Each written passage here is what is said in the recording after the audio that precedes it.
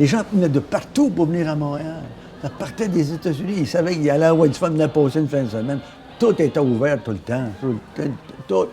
Tout marchait. How fabulous Montreal was. Électrique, sensationnelle, la ville de Montréal.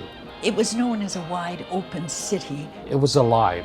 It was the city to be in if you like nightlife. C'était le golden age de Montréal.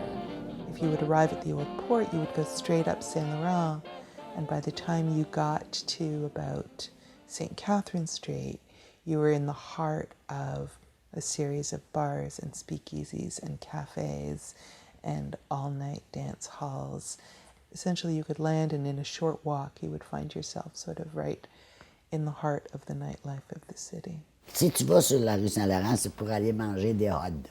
Ça s'appelait Montréal Polo Room. C'était les meilleurs patates frites, les meilleurs hot dogs qu'il n'y avait pas à Montréal.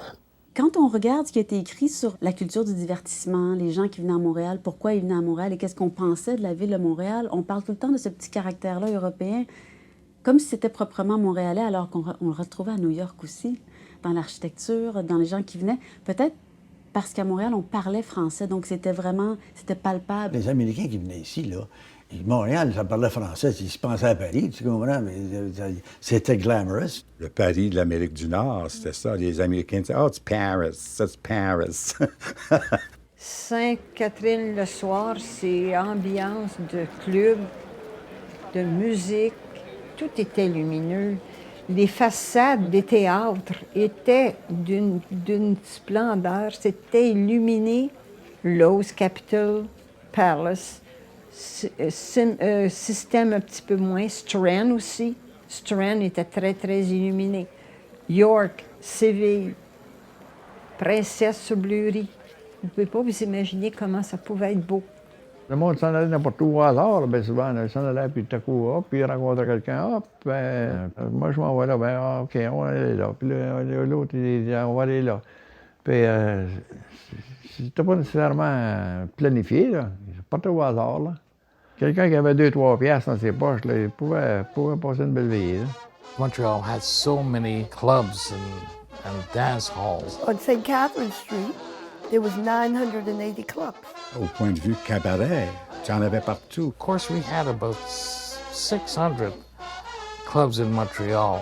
Las Vegas n'existait pas vraiment encore. C'est Montréal qui était l'endroit où tu allais pour faire tout ce que tu fais maintenant, par exemple, à Vegas. Las Vegas is one thing, but Montreal was big. Montreal was happening. Packed 7 nights a week. All the big acts came here.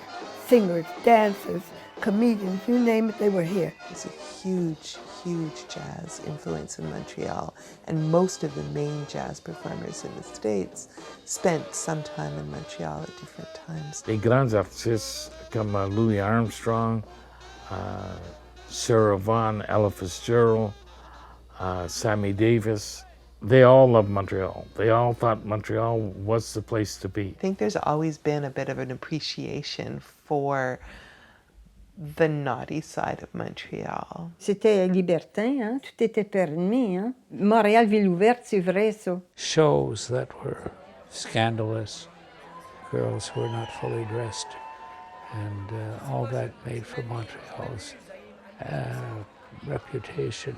Lily St. Cyr was an exotic dancer where she would start off naked in a bathtub, and her show was getting herself dressed in a way that kept people in their seats from her bath right on till the minute she put on her final glove. L'idée de Montréal ville ouverte, ça existe ou ça a existé pour vrai, entre guillemets. C'est-à-dire qu'à Montréal, on arrivait à faire toutes sortes de choses, licites et illicites, culturelles et économiques, qu'on n'arrivait pas à faire ailleurs. The nightlife was very pronounced, very, very vigorous, if you like. There's a big tourist industry here. We were glad to help the Americans spend their money. Bien, la nuit, c'était les nuits de Montréal.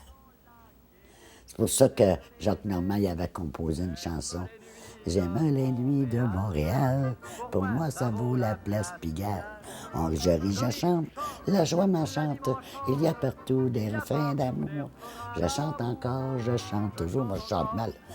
Et quand je vois naître le jour, vers ma demeure je vais, Demain, je vais heureux à Montréal, c'est merveilleux. Le Montréal des années 40-50 prend des villes américaines parce qu'il y a des gens qui sont venus à Montréal y porter le jazz, le bebop, le chorus line. En même temps, il y avait des échanges économiques. Il y avait toutes sortes de commerces illicites qui se faisaient aussi avec les Américains. Of course, it was such a wonderful open city. Just clubs all along St. Catherine Street. We're going nightclubbing. It could go 3, 4, 5, like they didn't close. The clubs used to be open 24 hours, so you used to play to 2, 3, 4 o'clock in the morning. And then as a jazz musician, there was 3 or 4 after-hour places where the musicians themselves, we would go just to play music, play jazz music.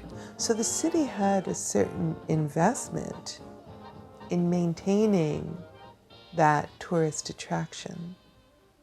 The city had a lot to gain in one way or another from having that reputation as a party town and knowing that people would come to Montreal looking for a good time, looking for things they couldn't get back home if prohibition was an issue. Et c'est à ce moment-là que Montréal est devenu, il y en a qui l'ont appelé le Petit Paris, le Petit Las Vegas, le seul oasis au nord de Rio Grande. On lui a donné toutes sortes de noms, mais c'était le seul endroit où on pouvait boire, danser, aller en boîte, aller dans des cabarets et consommer de l'alcool légalement.